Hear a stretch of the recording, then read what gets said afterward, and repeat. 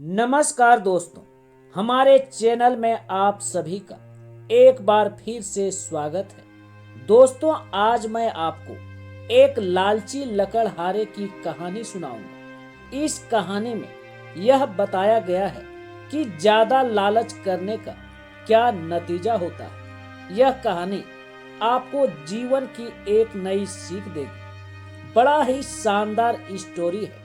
आशा करता हूँ कि आपको यह स्टोरी जरूर पसंद आएगी। इस स्टोरी को शुरू करने से पहले आपसे एक छोटा सा निवेदन है कि अगर स्टोरी पसंद आए तो लाइक और शेयर करना ना भूलें। मित्रों, रामपुर नामक गांव में रामलाल नाम का एक लकड़हारा रहता था। वो अपनी जीविका चलाने के लिए गांव के पास के ही जंगल से रोज लकड़ियां चुनता और उन्हें बेचकर कुछ पैसे कमा लेता था। इसी तरह उसका गुजारा चल रहा था। कुछ दिनों के बाद रामलाल की शादी हो गई। उसकी पत्नी बड़ी खर्चीली थी, इसलिए अब उतनी लकड़ियों को बेचकर घर चलाना मुश्किल हो रहा था। ऊपर से रामलाल की पत्नी कभी नए कपड़े खरीदने के लिए तो कभी किसी दूसरी चीजों के लिए उससे बार बार पैसे मांगती थी। अगर पैसे ना मिले तो रूठ जाती। रामलाल अपनी पत्नी से बहुत प्यार करता था, इसलिए उसकी नाराजगी वो बर्दाश्त नहीं कर पाता था। रामलाल ने ठान लिया कि वो अब ज्यादा लकड़ियां इकट्ठा करके बेचेगा ताकि उसकी पत्नी को रोज रोज पैसों की कमी ना हो।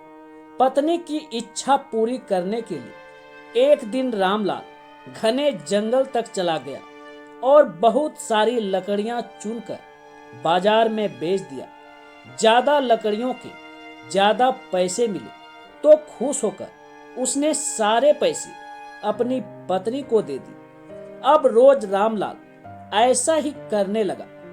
देखते ही देखते उसके मन में लालच इतना बढ़ गया कि उसने धीरे धीरे पेड़ काटना भी शुरू कर दिया। पेड़ काटने से और ज्यादा लकड़ियां हो जाती थी और उसे अधिक पैसे मिलने लगे। रामलाल हर हफ्ते एक पेड़ काटता और लकड़ियां बेचकर मिलने वाले पैसों से अपनी पत्नी के शौक पूरे करता। अब पैसे ज्यादा आ रहे थे तो घर भी अच्छे से चल रहा था। धीरे धीरे रामलाल ने पैसों को जुए में लगाना शुरू कर दिया। जुआ खेलने की लत ऐसी लगी कि रामलाल एक मोटी रकम इसमें हार गया। अब इस रकम को चुकाने के लिए रामलाल ने रोज एक मोटे पेड़ काटने का फैसला किया। जैसे ही रामलाल ने जंगल में जाकर अपनी कुल्हाड़ी को एक बड़े से पेड़ पर चलाने की कोशिश की